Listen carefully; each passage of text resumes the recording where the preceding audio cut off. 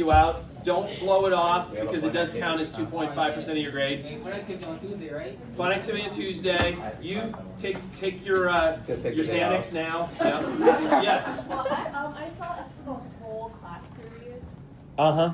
So like just maybe the whole class period. If we finish the game early, then I will spend the rest of the time telling anecdotes of my childhood. That's my plan. I want to keep you here as long as possible. That's my plan. Ground up, or are you? No, we'll probably.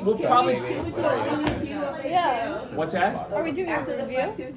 Another review after the thing? I'm just gonna. No, let us review our old exams. No, I can't. It's too much review. I can't do it.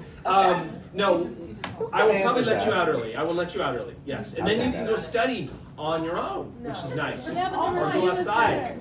So you're not doing a review? I'm doing a review today. Oh, today? Oh. Yeah, did you look at the syllabus? So I'm going to zip through this, and then I'm going to do the review.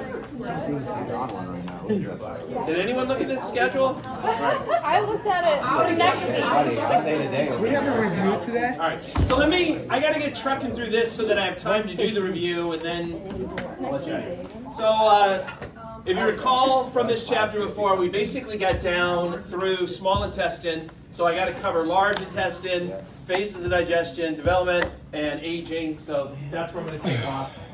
And we should have enough time to do the review. Listen, the class this morning, I had to move quick to get through it all. So there's a lot to go through for sure. All right, where was I? Someplace large intestine, someplace down here. There it is. Okay. So, large intestine, 5 feet in length, starts at the ileocecal valve. There's 4 parts to it. The dilated part in the right lower quadrant, the cecum.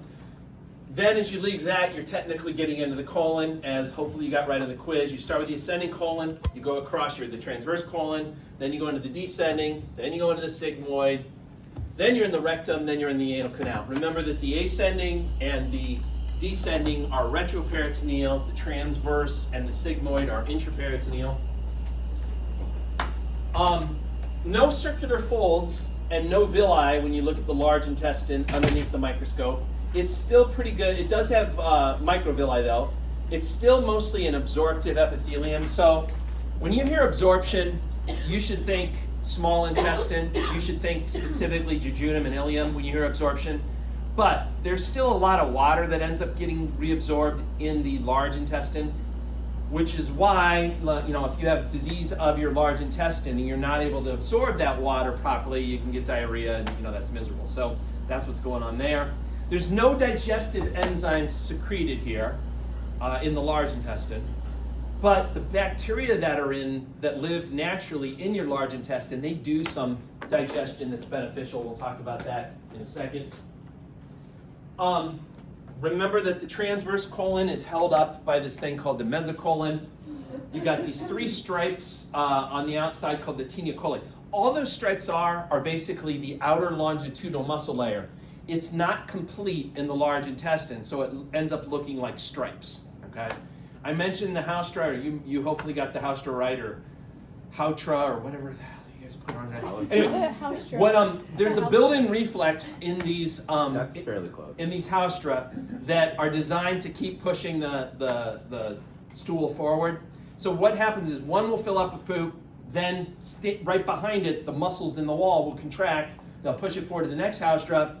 It'll fill up, it'll stretch, that'll trigger a reaction. So there's a built-in reaction in your large intestine that's constantly moving, basically up, across, down, and then into your rectum, okay? Trying to clear you out constantly, putting it towards where the rectum is. I mentioned the cecum, so things are starting off with the cecum, then you go into the colon. Again, note it and make sure you know what's retroperitoneal and what's intraperitoneal. Sitting on the back of the cecum, hopefully you got it all right, is the appendix. Now, for lab practical purposes, you can just write down appendix and I'll mark it correctly, but anyone know the full name for the appendix? It's got like a long name. It's called the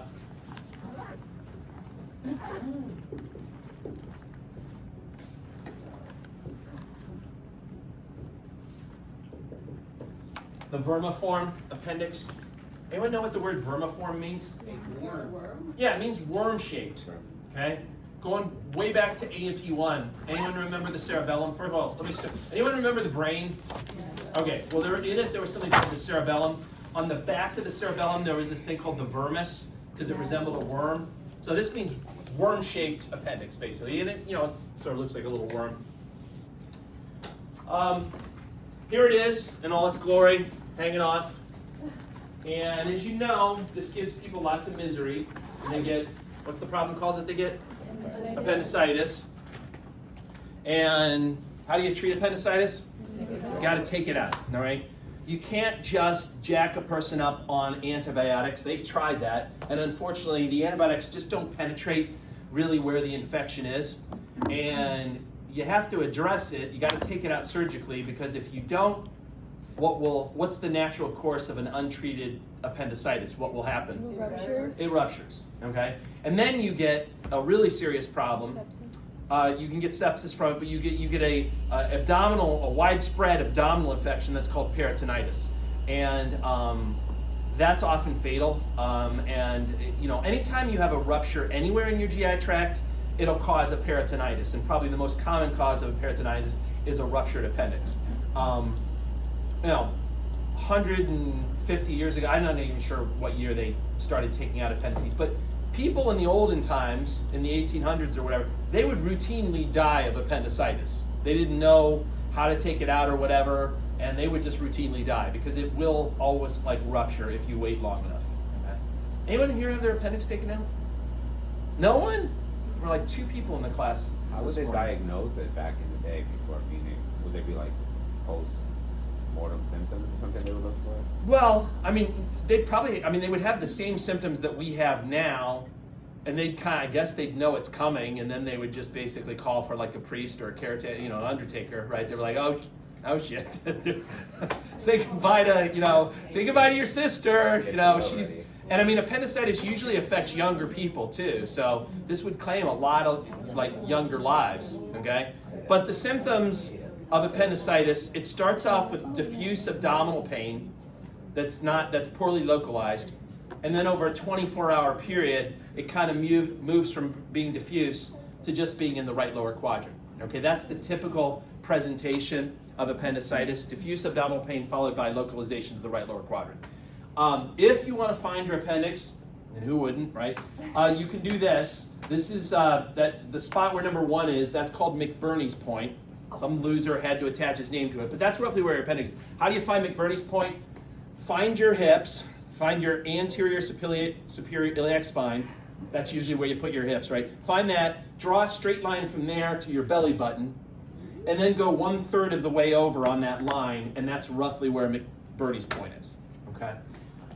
When they take it out, you're left, they basically do this. There's 2 things that they have to tie off and cut. One is the base of the appendix itself, right? So they want to, kind of like they did with the gallbladder removal that I showed you guys before, they got to put some suture down or clip it or whatever, and then they got to cut that. But the other thing that they got to make sure that they do is there is a small but important artery called the appendiceal artery that's coming down, and you got to find that and tie that off too. Even though it's not that big, if you miss that, if you tear that, if you don't tie it off, they can actually lose a lot of blood and may actually die from blood loss from that. So you do want to find that and make sure you tie it off as well. Anyway, this is what the old scar used to look like from an appendicitis. This is an open appendectomy where they just did it the old-fashioned way. It's really not that bad of a scar. It's not, it usually heals up pretty well, but in the last, 30 or 40 years, they came up with laparoscopic surgery for all of those things. So I showed you the laparoscopic Nissen fundoplication. I showed you the laparoscopic cholecystectomy. They also do laparoscopic appendectomies that are pretty common now, probably more common than doing an open.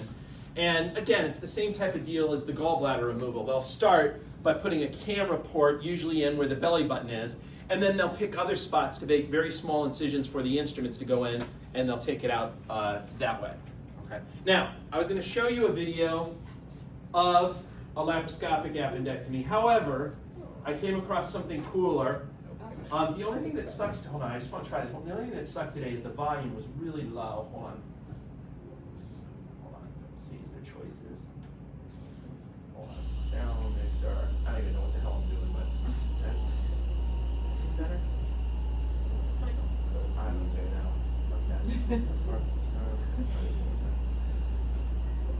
Yeah, it's really low for some reason. I don't know. I don't know how this stuff works. Sound settings? Okay. Yeah. Serious? What is this video that the volume is important? Oh, wait. You want to do output? Oh, I'm sorry. You're right. I did. Do you go scroll down? What's that play? Then it sound down by this thing? No, scroll up all the way. Yeah? And then there's your output. Oh, okay. Yeah, I guess that's my only choice. I don't know. Sorry. Oh, maybe I'll try spatial. I don't even know. Watch it, Just it's click not on working. stuff. It's This like an is my level of Yeah, just clicking everything. I don't know what's going on. All right, well, screw it. You know, I'm going to play it anyway, and maybe I'll just kind of narrate what's going on. But so I was going to show you a laparoscopic appendectomy, but then I found something cooler called a NOTES appendectomy. And this is, anyone know what NOTES stands for? No. NOTES.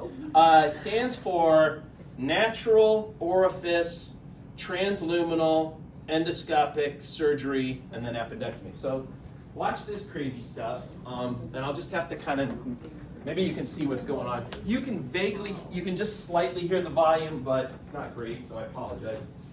For some reason, this one didn't make me sign in and identify my my age or anything. Or I didn't have to. All right, so. Operating deep inside the body without cutting the skin to get there. This is scarless surgery seen for the first time. This diseased appendix is being removed using instruments that have been threaded down the patient's throat and through the stomach lining to reach the body cavity. The recovery time. All right, so just so you understand what they're doing, they're not making any incisions on the outside of the body. They picked a natural orifice, in this case the mouth, and they're going with a long scope down through the mouth, down through the esophagus. Then they're poking a hole through the stomach lining, and then they're going after the appendix with those instruments through that hole that they created in the stomach lining. So just watch this crazy stuff. Surgery. We don't make any incision in there. Carrying through pain, carrying through post-operative complications from incision, infections, hernias, and any pain. Judge Schultz Hey, is are you doing okay? Yeah, don't feel too bad for him. Yeah.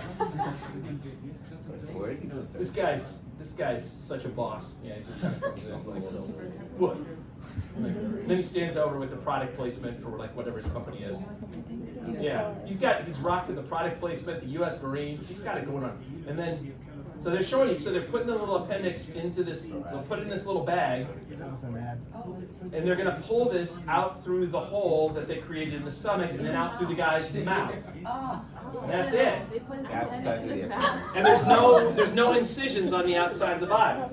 So the benefit to that is, number one, you don't have any scars on the outside of your body, you don't have any incisions. And number two, it's supposed to speed up the post-operative recovery. Like when you don't have to make skin incisions and split muscle layers on your abdomen, that leads to like usually less pain and a faster recovery. Isn't it like kind of not ideal to like be cutting the stomach though either? So the stomach itself will actually surprisingly heal up pretty well on its own. That's not so much an issue.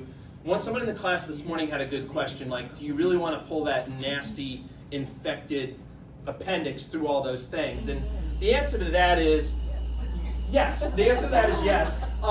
But remember, the stomach is pretty acidic, and most bacteria just can't handle that anyway. So chances are it's going to be fine. It's not going to cause any issues.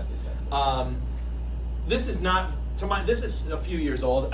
This is not widespread. I don't want you to think if you go to the Stanford Hospital with appendicitis, they're going to take it out this way. But they wanted to show that they could do that. I don't know how many are honestly being done this way now, and they've moved on. It's not just appendicitis. I mean, any kind of intra-abdominal surgery, they're now using natural orifices to go after. So they've probably done the same thing with gallbladder removal through the mouth. I didn't look for a video of that. In women, if you're lucky enough to be a woman, and many of you are, they will actually do transvaginal surgery. They'll use that opening instead, and then do like a transvaginal appendectomy. Yeah. I don't see a lot of excited looks. I feel like this was not the response I was expecting. Do they poke through your uterus? What's that? Do they like poke through your uterus? No, they poke through the vagina. So they kind of, where the cervix presses into the vagina, they kind of go through that little area there, through the wall of the vagina. Yeah. And what else goes in? Oh, so they've used those two. They won't use the colon itself. They don't go in through the rectum or the anus because of all the bacteria that live in there. It's not a very sterile environment, but they have used those other orifices. Yeah. So something to look forward to. Maybe next operation. Look into it. Function of the appendix. Anyone know what the function of the appendix is?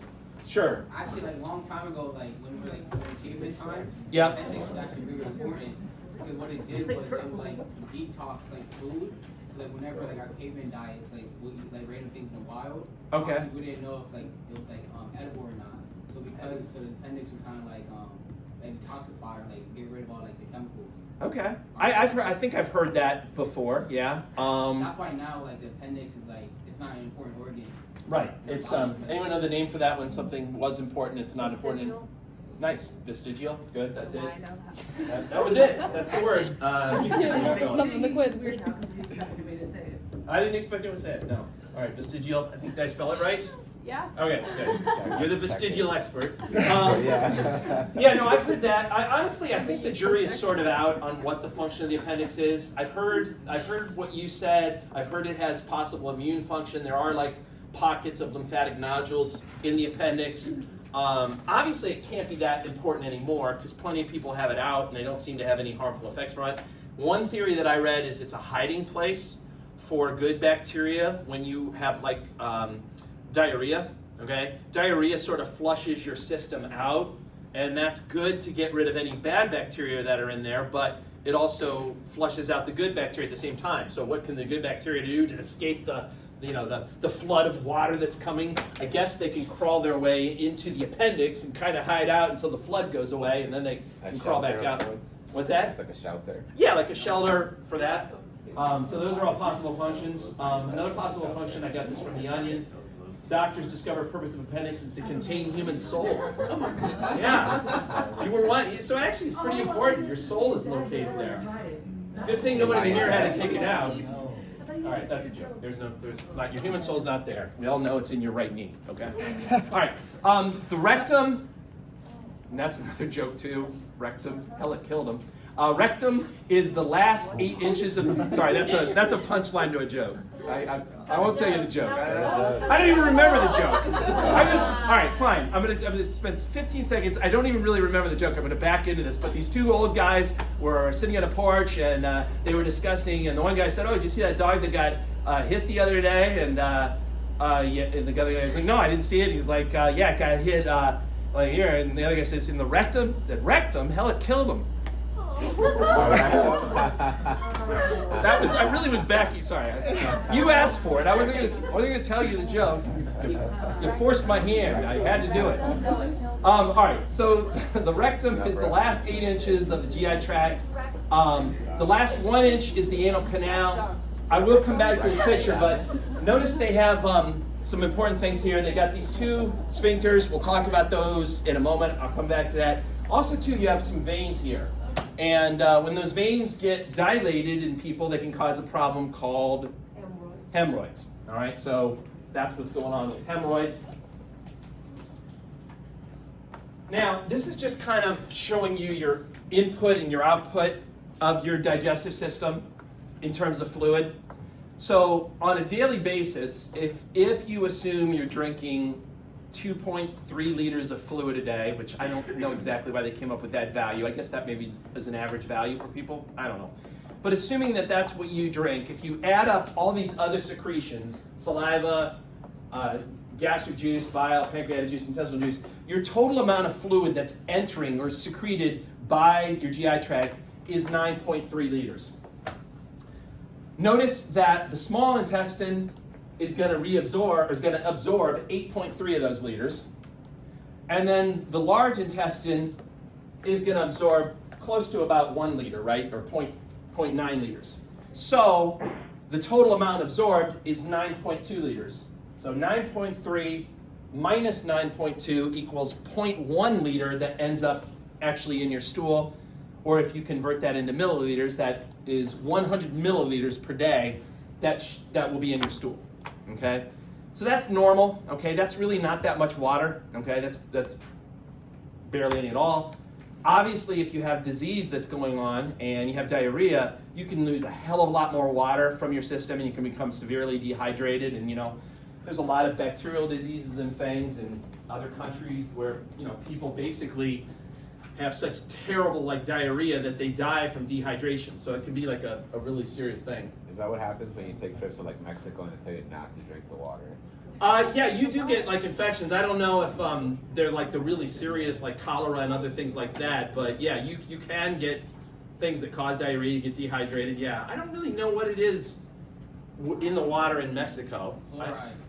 It's it's not just fluoride. Let's get parasites. It has to be more than fluoride. I don't. And by the way, I don't even know if it's still bad in there. I hate to create a continued stereotype. Does anyone know? Did it still have bad water there?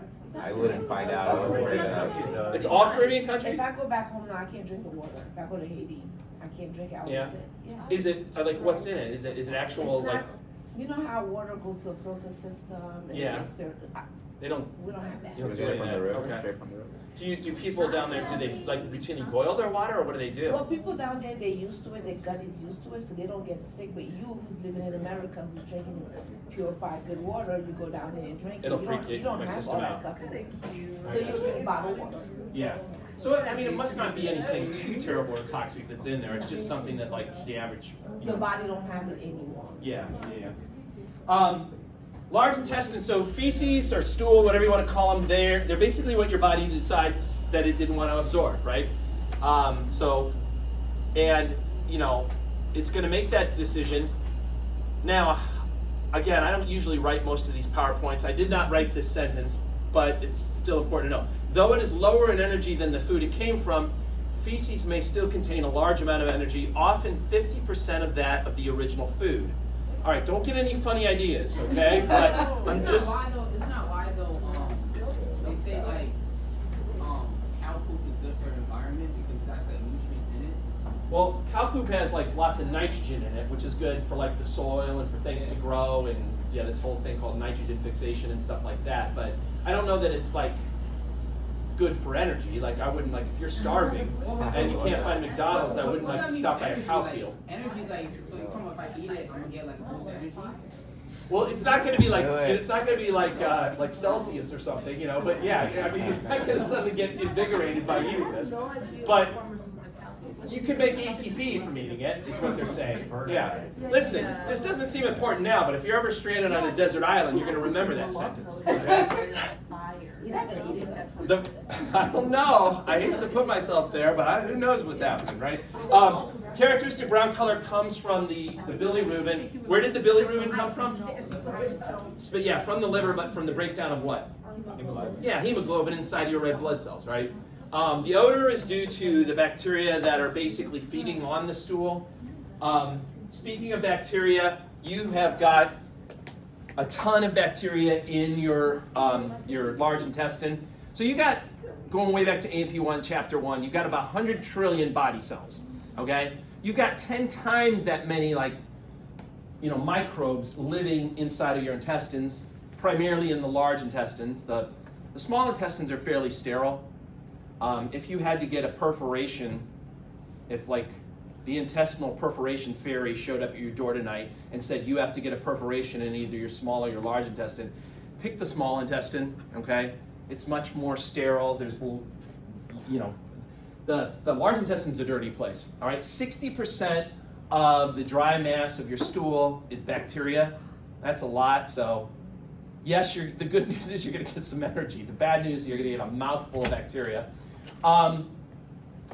But these bacteria that are there, they're actually good bacteria. I mean, assuming you don't have some infection going on, there are, good bacteria that live inside your GI tract. You probably were aware of that based on the fact that people now get, what are they called, stool transplants? Have you heard of those? What is that?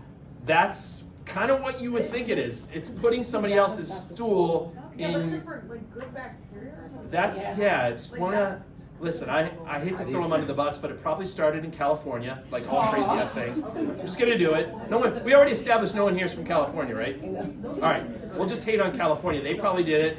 They also came up with the pheromone parties. We know, maybe it was the same event at the same time. I don't know.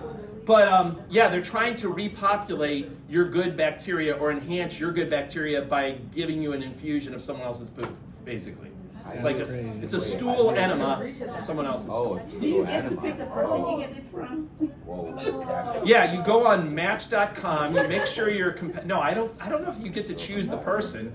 It's not a boutique. Maybe you do. I don't know. Anyway, all right. I digress though. What I wanted to say was that these bacteria here, they can make lots of important things when they're eating your stool up. And one important thing that they can make is vitamin K. And if you recall from earlier in the class, does anyone remember one of the important things you need vitamin K for? Clotting. Do you remember what clotting factors you make with vitamin K? 3. Wait, 3, 7, and 9? All right, I heard some correct things and a lot of incorrect things. So, what did you say, 3? Yeah. No. Definitely 7. I think 7. Oh, just stop. 13. 7 is correct. No, 2, 7, 9, and 10. I was gonna 2, say 7, 9, and 10 are the vitamin K. This actually brings up something kind of interesting. I don't know if I mentioned this before, but sometimes when you treat patients that have infections, like say you got a patient that's got a throat infection, but you don't know what the bacteria is that's causing the infection, you can use a class of antibiotics called broad spectrum antibiotics. What's a broad spectrum antibiotic? They target like a lot of different things. Targets a lot of different things, okay? When you don't know what the hell is causing an infection, you can write a prescription for a broad spectrum antibiotic and just hope that you're killing it in that whole range that you're killing. It's much better though to try to take a culture of someone and find out what the specific bacteria is and give them a narrow spectrum antibiotic, because when you put on a broad spectrum, those drugs kill everything, including good bacteria that are like in your colon. And so you can actually put somebody on a broad spectrum antibiotic and they get a bleeding disorder from it. Why? Because they're not making, you destroyed the good bacteria, they don't make the vitamin K, you don't make factors 2, 7, 9, and 10, and next thing you know, you've got a bleeding disorder. So it's to me, it's interesting how seemingly unconnected parts of the body can be connected through stuff like this. So, you know, if you're ever in a position where you have to prescribe antibiotics, I don't know if anyone of you will be, they always try to get a culture of whatever that body fluid is first and figure out what it is, and then pick a good antibiotic that's basically focused on that invading pathogen. Okay. All right, mechanical events. I love this picture of this woman up here just kind of munching on everything. She's going nuts. She's got ice cream. She's like living her best life. All that. She just like dumps this shit on the side, just like here. I'm on to other things. That's like, the soda is not going to pair well with that ice cream, though. I'm just telling you right now. That's not going to be a good mix. But anyway, so mechanical events associated with defecation. Again, the haustra, they're moving the stool forward, bringing it closer to the rectum. There are 2 reflexes, though, that work earlier on to kind of prepare your large intestine, and that's the gastroileal reflex and the gastrocolic reflex. What does the prefix gastro mean? Stomach. Means stomach, and then obviously ileal refers to the ileum of the small intestine, and colic refers to the colon. So these are reflexes that are initiated when food hits the stomach, but then they affect stuff that's downstream. So the gastroileal reflex basically is a way for when food hits the stomach to kind of send a message ahead to clear out your small intestine. It's like your stomach's like, oh my God, this guy just ate again. More food's going to be coming down. I hope you're clear because there's going to be more coming in a second. And so that will actually dilate the ileocecal valve and kind of create peristalsis in that region that should empty out the small intestine. The other reflex is basically doing the same thing with the large intestine. It's sending a signal when food first hits the stomach all the way down to where the colon is and causing peristaltic contractions to, again, move the stool forward, get it into your rectum where, hopefully you can get it out of your body. So just 2 ways of clearing out the system to make way for more food. that's coming down. Now, when the stool actually builds up in the rectum, then you're going to trigger the defecation reflex. There are stretch receptors in the rectum, and they're going to do something sort of interesting, I guess, when they start to be triggered. So let me go back to this other picture and tell you what's happening. All right, so when this is empty, when you don't have to poop, the stretch receptors are not stimulated, and when you don't have to poop, this muscle is contracted at all times, the internal anal sphincter. That's made up of smooth muscle, it's involuntary, and that's contracted at all times when you don't have to poop. This other muscle on the outside, the external anal sphincter, that's made of skeletal muscle, and that's relaxed when you don't have to poop. Okay? So empty, don't have to poop, this guy's contracted, this guy's relaxed. When you do have to poop, the wall gets stretched, the stretch receptors pick up on that, and it's going to change the control pattern. It's going to cause this guy to be relaxed, and it's going to cause this guy to contract. And that's a really important switch because you've just moved from a muscle that you can't control because it's made out of smooth muscle to one that you can control because it's made out of skeletal. And then, you know, hopefully you'll be able to find some place to go and you can then like defecate on your own terms, right? That sounds really weird. Too much fun with this class. Okay. Go here. That's it. That's the defecation reflex. Phases of digestion. So 3 phases depending on where the food is relative to your body. If the food is either in your mouth or if you're just thinking about food, then you're in the cephalic phase. So thinking about food or putting the food in your mouth, that's this. What does the word cephalic mean? Head. It just means head. So that's the cephalic phase. When the food gets into the stomach, you enter into the gastric phase. And then when the food gets into your duodenum, you enter into the intestinal phase. So let me tell you what's going on in each of these things. So maybe you smelled food. Maybe you looked at food. Maybe you have a good imagination and you simply thought about food. Or maybe you actually put the first bite of food in your mouth. That's all part of the cephalic phase, and it's going to make changes to prepare you for digestion. So it's going to stimulate these cranial nerves. 7 and 9 are going to send signals to the salivary glands, the parotid, the sublingual, the submandibular. That's going to make you salivate, right? And then at the same time, signals will be sent to the vagus that's going to go down even further and cause gastric juice to be secreted. Okay? So just thinking about food will start your stomach to, probably gurgle some, and you'll start secreting more acid and all those other things. Wait, so when your stomach growls when you're hungry, what's that noise coming from? I mean, it's basically it's contractions. It's kind of getting excited. So it's your stomach making that noise? It's the stomach and a little bit of the small intestine too. Yeah, like where the duodenum is. Then when the food actually reaches the stomach, you go into the gastric phase. And remember, there's a negative feedback system basically built into the stomach. The stomach loves to be empty, and it loves to have a low pH. That's what it likes. I don't want to be filled up, and I want to have a low pH. And as soon as you eat, you're messing with both of those things, okay? I mean, unless you ate something super acidic, chances are whatever you eat is going to raise the pH, and the stomach's going to be unhappy about that, okay? And whatever you eat is going to stretch the wall of the stomach, and that's going to make the stomach unhappy. The stomach's going to be like, I got to get this out of me, and so it'll trigger that negative feedback system that'll send signals to the submucosal plexus that'll make you secrete more stomach acid and more enzymes to try to break down the food there, and then also send signals to the myenteric plexus that'll cause greater churning and trying to mix it up. Again, the stomach is desperately trying to get rid of the food that's in it. It wants to be back to where it was starting at. Okay? Then, when the food enters the small intestine, you go into the intestinal phase, and there's a whole bunch of hormones that the small intestine, specifically the duodenum, is going to release to communicate with the other nearby organs. And I kind of went through, I think, most of these already, but let me just refresh your memory. So, there's GIP, there is secretin, and then there's cholecystokinin.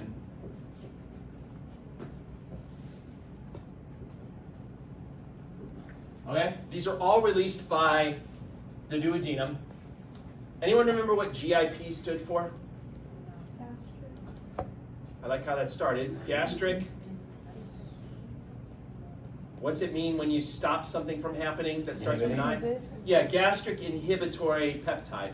Okay, so gastric inhibitory peptide, and that was a way for the duodenum to tell the stomach, hey, I'm busy now.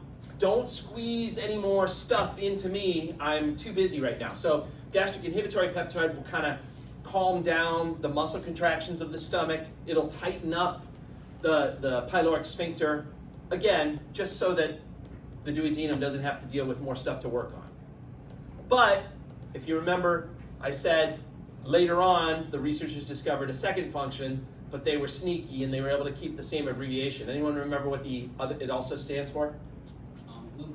Glucose dependent inhibitory peptide. You're close. You got the I wrong, but you got the other stuff right. Do you remember what the I stood for? It stands for glucose-dependent insulinotropic peptide. So,